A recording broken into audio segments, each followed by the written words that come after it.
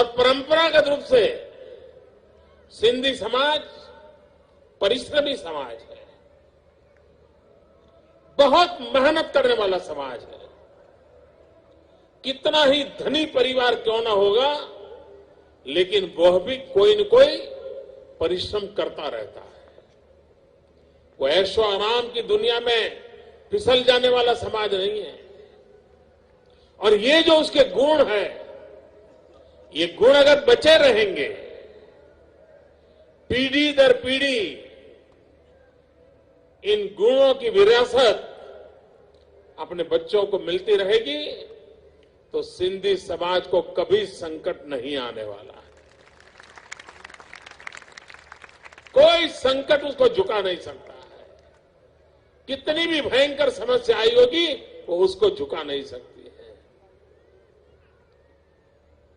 मैं तो कभी कभी सोचता हूं, जब भारत विभाजन हुआ और सिंध से लोग यहां आए, अंजार में रहते थे, अभी मुश्किल से 5 साल साथ हुए थे, वो सेटल हो रहे थे, और अचानक भयंकर भूकंप आ गया था उस समय।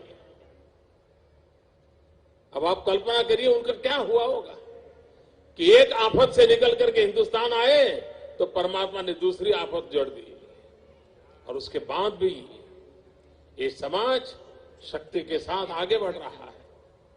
अपने आप में सिंधी समाज से बहुत कुछ सीखने जैसा है, बहुत कुछ सीखने जैसा है। और पूरे देश को सिंधी समाज की जो शक्ति है, आत्मबल पर संकटों से जूझने की, संकटों से उभरने की, फिर एक बार जीवित होकर के जी जान से जूझने की, ये अपने आप में एक अजूबा है। ये देश की अमानत है।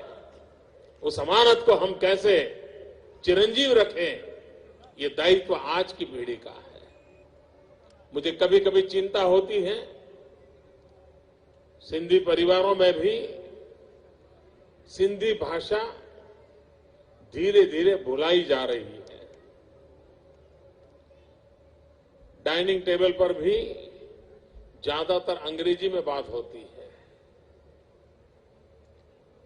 ये बदलाव जरा चिंताजनक है।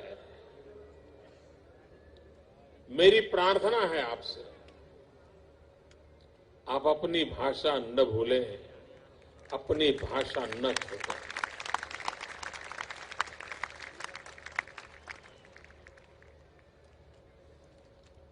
भाषा और पहनाव, ये दो ही ताकत ऐसी हैं जो आपको सदियों तक जोड़ के रखती है।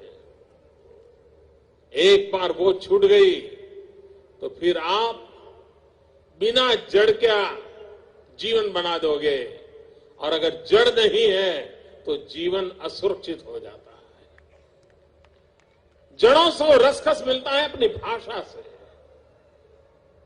उस भाषा को कैसे बरकरार रखा जाए, वो भाषा के साथ कैसे जुड़ा जाए,